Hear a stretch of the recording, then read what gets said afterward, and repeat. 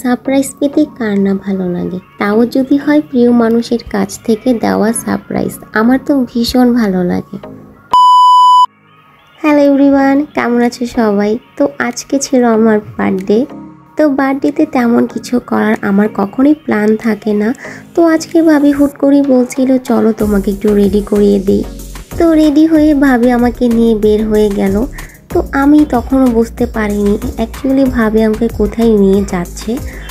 তো ভাবে আমাকে নিয়ে গেল হাতিঝিল। তো হাতিঝিল লেক পাড়ে গিয়ে আমি একটু দাঁড়িয়েছিলাম, তখন দেখি ভাবি আমাকে ভিডিও করছে। আর আমি এখানে দাঁড়িয়ে দাঁড়িয়ে ভাবছিলাম এখানে যদি পড়ে যাই হোক, যত সব উদ্ভট চিন্তা ভাবনা আমার মাথায় ঘুরে। তো আজকের এই বিকালটা খুবই সুন্দর ছিল আর ওয়েদারটা অনেক সুন্দর ছিল। তো কথা বলতে বলতে ভাবি আমাকে আড়ং শপে নিয়ে গেল। তো ভাবি বলছিল তুমি কিছু কাপড়ের কালেকশন দেখো, পছন্দ হলে আমাকে বলো। তো যাই হোক, মেয়ে মানুষ বলে কথা, যাই দেখি তাই ভালো লাগে। অ্যাকচুয়ালি আমি কনফিউজড হয়ে গিয়েছিলাম কোনটা রেখে কোনটা দেখব। তো অ্যাট লাস্ট ভাবি কি যেন কিনে নিল, আমি জানি না ভাবি কি কিনেছিল। যাই হোক, ভাবি এখন বিল পে করছে। তো বিল পে করা শেষ হয়ে আমরা সুর করে বের হয়ে গিয়েছিলাম। তো বের হয়ে যাওয়ার পর ভাবি আমাকে আরেকটি জায়গায় নিয়ে গেল। তো তার সাইডে চলছিল আড়ং ইভেন্টের নাম ছিল উইন্টার ওয়ান্ডারল্যান্ড। তো দেখো গাইস, কি একটা অবস্থা। আমার মনে হচ্ছিল যে এখানে মনে হয় 21শে ফেব্রুয়ারিতে যেমন র্যালি করানো হয় ঠিক তেমনটাই।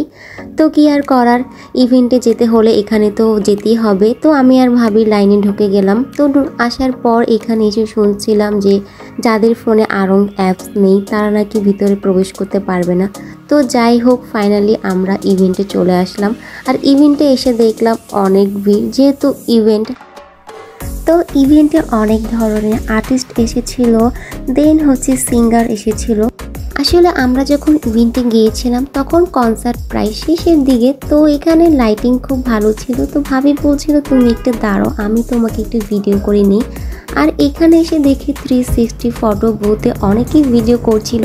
তো ভাবি আর আমি ভাবলাম একটু ঢং করে নিই। আসলে ঢং করতেই একেবারে নার্ভাস হয়ে গিয়েছিলাম। আর এখানে ওঠার পর আমার খুবই লজ্জা লাগছিল। তো যাই হোক, ঢং করে আমরা এখান থেকে বের হয়ে যাচ্ছিলাম। আর এখান থেকেই বের হয়ে আমরা গিয়েছিলাম রেস্টুরেন্টে। দুঃখের বিষয় হচ্ছে রেস্টুরেন্টে কোনো ভিডিও ক্লিপ নিতে পারেনি। তো বাসায় এসে দেখি আরেকটা সারপ্রাইজ, বাসায় এসে দেখি ফুপি আমার জন্য রান্না করে রেখেছিল। তো যাই হোক, তো ভাবি আবার কখন কেক এনেছিল আমি জানিও না। তো ভাবি বলছিল চলো আমরা কেক কাটবো, আর ফুপি বলছিল তোরাই কাট, কারণটা হচ্ছে আমি তো আর বাচ্চা না। তো যাই হোক, কেক কাটছিলাম আর আমার তখন খুবই হাসি পাচ্ছিল ফুপির এক্সপ্রেশন দেখে। তো যাই হোক, কেক কেটে আমি ফার্স্টে আমার বিল্লুকে খাওয়াচ্ছিলাম, দেন ফুপিকে, দেন ভাবিকে খাইয়ে দিলাম। তো ভাবিকে খাইয়ে দেওয়ার পর ভাবিও আমাকে খাইয়ে দিয়েছিল।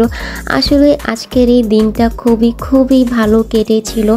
আর এর জন্য ভাবিকে অসংখ্য ধন্যবাদ, তার সাথে ফুপিকে অনেক ধন্যবাদ।